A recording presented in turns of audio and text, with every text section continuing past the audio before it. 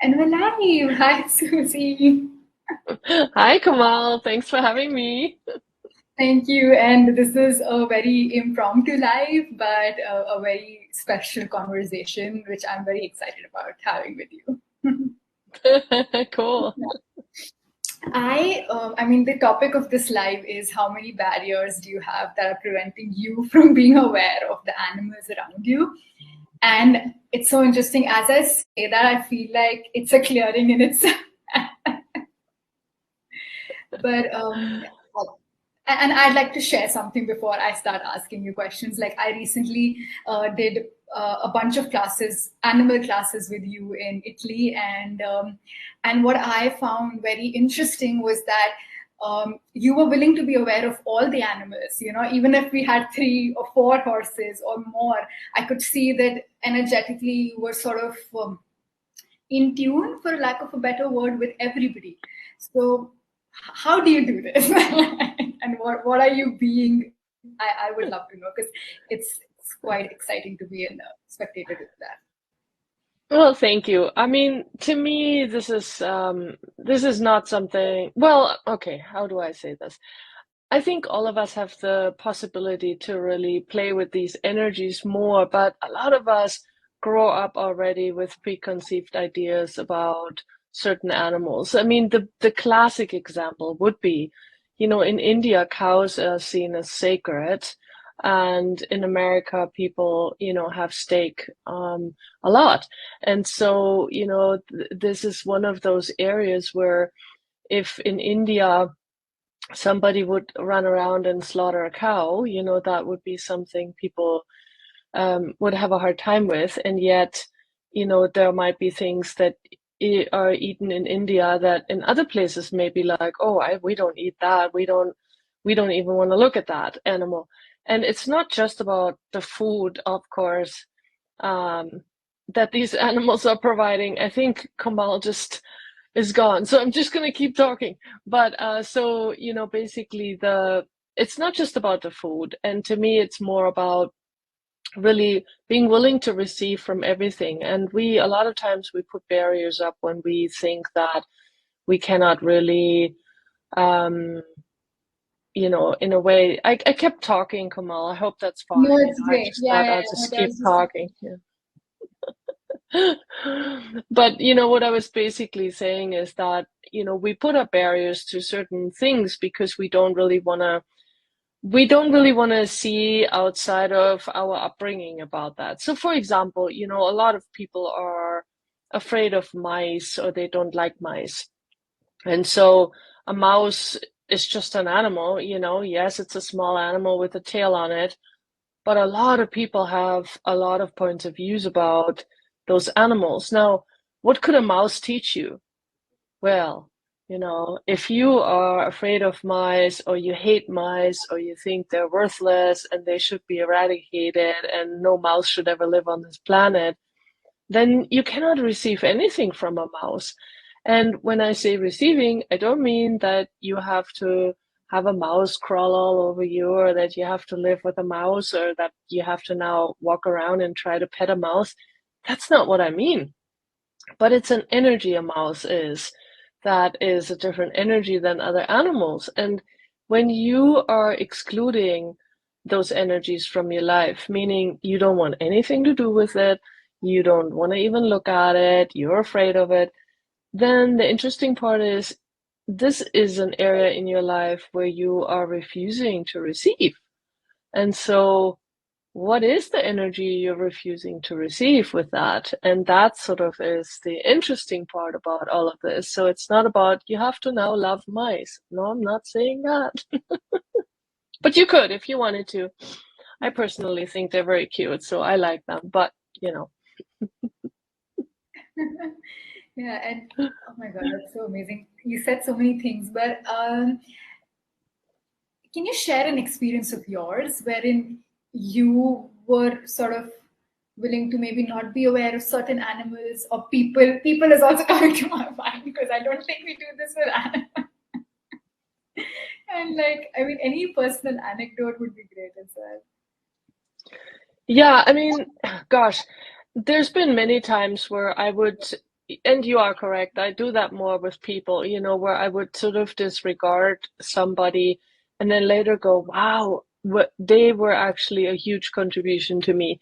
Um, and I was just dismissing them because whatever, they smelled bad, for example. To me, that could be something that I would easily go into judgment because I'm sensitive to smells. And so if somebody hugs me who has a lot of body odor, for example, I might easily just go, whoa, I don't wish to receive that and I don't wish to be near that.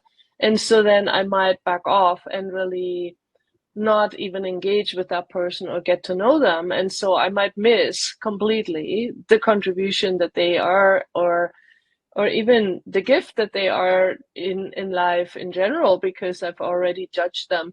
And I think that's really it, the judgment.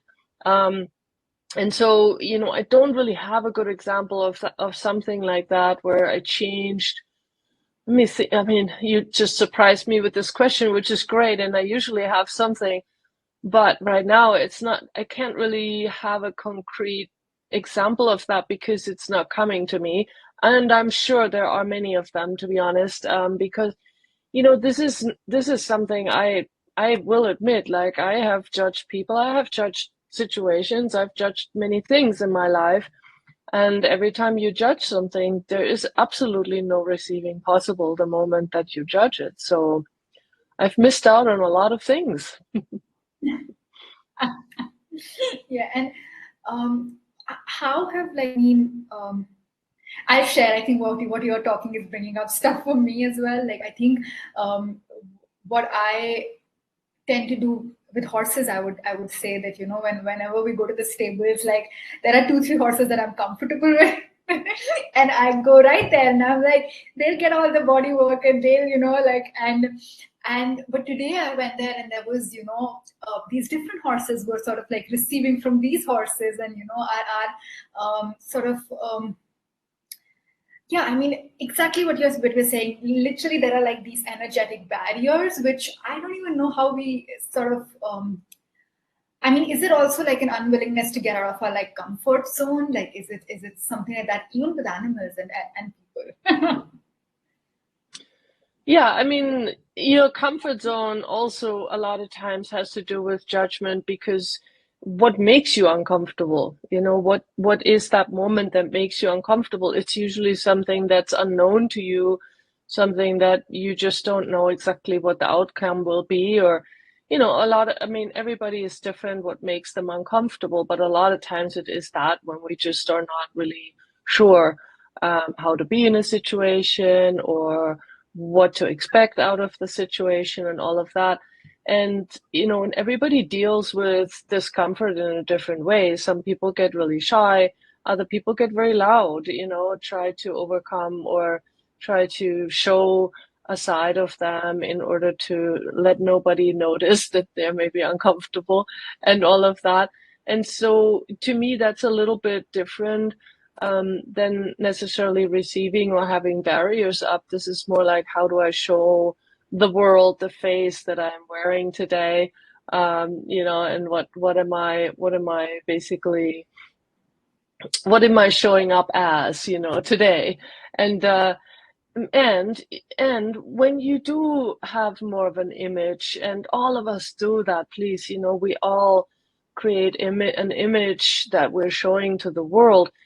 And And when you are really stuck in that image, again, it's harder to receive because you're so vested in keeping this image going that you may not even really notice when something is out there that's touching you in a certain way that you can't really receive because you're so stuck in your image. And I mean, yeah, it's funny because, when I talk about that, the image comes up of like these guys sitting in New York, like in the 50s, like sitting in New York on the stoop and like with their t-shirt and their cigarette pack like behind their t-shirt up here on their muscles, and they're just sitting there.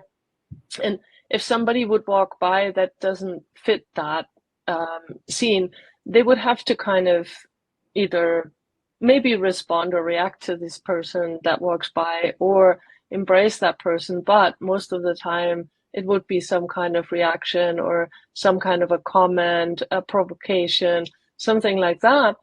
And so with that too, because of the image that has to be upheld, there would be no way to receive from that person, even if that person had something great to offer. And I mean, there's been movies made about this kind of stuff, right? Yeah. No, this is I'm just realizing it's not a conversation on animals. It's more like just everything. And wow. Yeah, I mean, it's just the space. And what has your experience been like?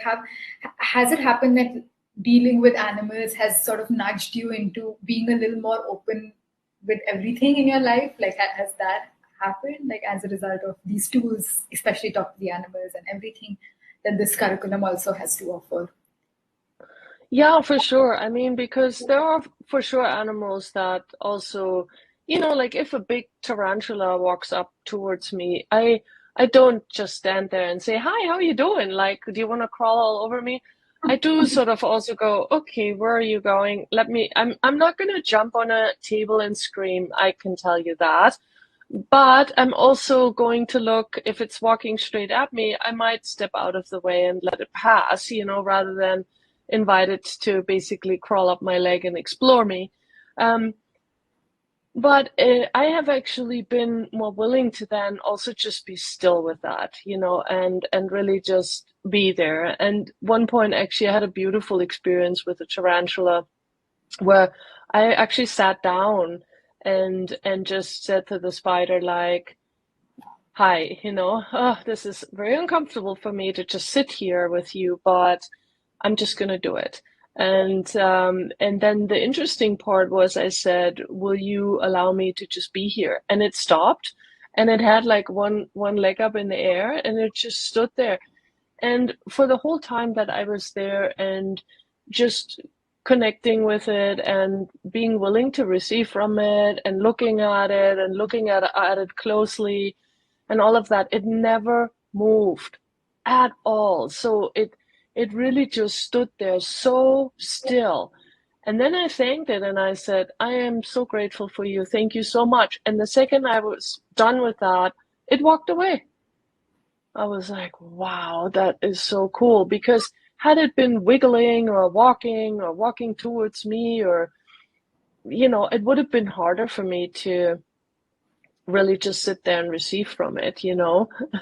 But so for me, like, there is that, okay, I'm going to overcome my whatever it is. It's not even like a fear, but it's like my discomfort with this right now, and I'm just going to be here.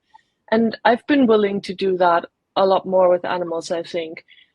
So in a way, I have now really seen so many different energies that are available with animals that I didn't see before. So yes, it's been a huge contribution.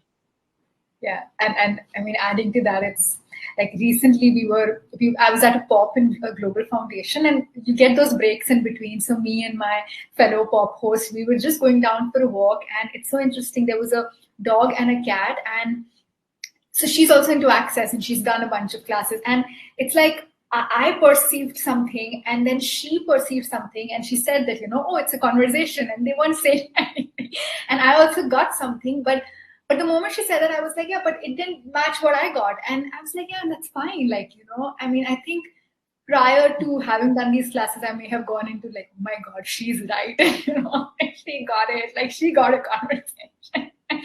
But I think that's also the beauty, like how, I mean, we can get two different things from the same animal, and how like dynamic that is, like Hmm. as a information, I think. And that's what I was like, every time you were perceiving the animals and you were like talking to them, I was like, wow, like, because you were acknowledging something in the animals that was relaxing them, and I think I was receiving what you were sort of giving them, and I was like, wow, like I have never seen something as dynamic. And mostly it was you were just acknowledging like them, like, you were just like, hey, like, hi. And that just was like such a shift and a change. So I'm so grateful, like, for whatever you're being like. Thank you.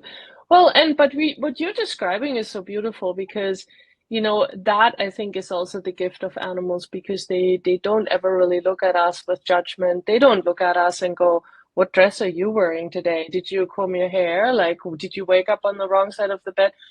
Animals don't do that, and so it's beautiful that you're describing like the animals were basically gifting both of you something different, but both of you got something from them. And, the situation that you're describing with me is more like in a class situation where we're actually working with an animal that might be having an issue, or the owner might be having an issue, or, and so it's a little bit different in a sense that we're trying to really see, like, can we solve something that's going on here? Can we assist the animal? Can we assist the person? So it's a little bit different than meeting an animal in the street that might just be like, hey, look at me, I'm here for you, can you receive from me? Oh, you can? Okay, cool, I still live my life, um, oh, you're receiving from me? Oh, thank you, that's awesome. So it's and it's so cool because animals don't really have a point of view about any of that stuff, and they're so willing to have us be whatever we are, cranky, and they're willing to support us and be there for us when we're cranky, and they're happy also to see us happy and everything in between, and they really don't have any preconceived idea about it, or a plan about it, or a judgment about it. They're just there. Hi, hello, hi, how's it going, so No, this is amazing, and I'm just fried from this conversation, and I'm also so grateful. And I would love to invite people who are listening, if this is something that's of interest to you, like if this is, um, like, I don't even want to call. So, is talking to an animal a skill or is it an energy? Like, can you speak a little on that? Because I'm like, what are we inviting people to do through these classes? yeah. Well, the Talk to the Animals class that Access Consciousness is offering is very different from regular animal communication classes because Access inherently has a different point of view about the world. And so, um, it's a different way to approach this because it's not from the significance. I really love that people are out there communicating with animals, and that there are so many classes and so many different ways that people are opening the door for people to learn this. And I find that a lot of times there's a lot of significance in certain things like saving the animals and all this kind of stuff. And it's not that in Access we're saying don't save animals, but we're looking at it from a different perspective, and we're allowing the possibility that animals might choose something that doesn't fit the way that we see the world. And that to me makes it really, really different and makes it such a powerful way of being. And truly, anybody who comes to this class gets something out of it, whether they've already been animal communicators their whole lives or they have no idea how to be that. And I've had many of both of those in the classes before, and I've had so much feedback from people that say, "Whoa, this is really cool because it is so different." So it's not that, oh, if I take this beginner class and I already know how to connect with the energy of an animal, that I won't get anything out of it. No, you can still get a lot out of it. And I just know that because I've gotten the feedback from the people that came. But to me, animal communication is actually something that all of us have the capacity to do if we're willing to recognize that we all are aware of energy, and energy is our very first language, really, for all of us. The energy around us is something we are aware of, and we have really just not been using and flexing that particular muscle for a long time. And so that is where the muscle is atrophied, but it doesn't mean that it doesn't exist. It just hasn't been used. And so hopefully this can invite you to practicing that a bit more. And honestly, you can do that today. You can start today. by just allowing yourself to be still for a moment and receive an energy from an ant walking by, or a fly sitting on the wall, or a dog that you know, or a cat, or even a tree outside of your house, or whatever it is, or a flower plant that you have inside of your house. It doesn't matter. Just be willing to actually sit there and allow the energy to show you something. And you don't have to, it's not about a philosophical conversation you're going to have with your plant.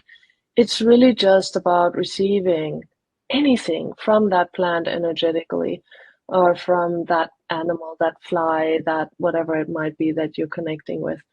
And then just acknowledging that you did receive something, and then do more of it and more of it and more of it. And before you know it, you really start to receive way more from the things around you. So if that sounds like fun, you can start now. I have like a rush of energy through me as you're talking. So thank you. And for everyone who's watching, we have two amazing Talk to the Animals classes coming up. One is online for everybody in the world to attend. You can get like photos of your animals, and I think that's the conversation that we'll have. And there's one happening live in India in August, which we're very excited about, and that's only live, however. So if you're in India, come for the live class, come for the online one as well. We put all the links below, and we hope to see you in these classes. And I am really grateful, and I'm very curious as to what future we're already creating out in the world, and with the animals and everything else. Yeah. Thank you. Yay. Thank you for your time, and I will see you with another conversation very soon. I know that. Thank you, Kamal. I appreciate that. All right. Thank you for your time. Bye, everybody. Thank you. Bye.